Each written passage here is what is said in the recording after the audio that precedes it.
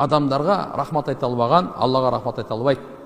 Ата энесине рахмат айта албаган, ата энесине шүгүр кылбаган, ата сизге рахмат, апа сизге рахмат.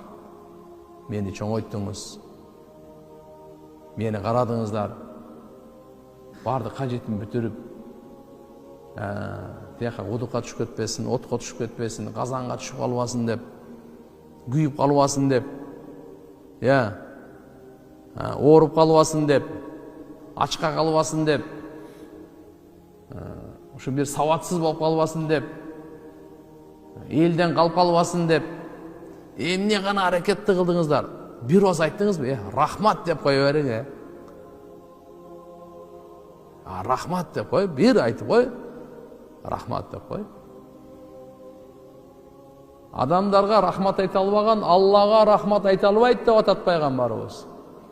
Адамдарга шүгүр кыла албайбы? Аллага шүгүр кыла албайт бул эч качан.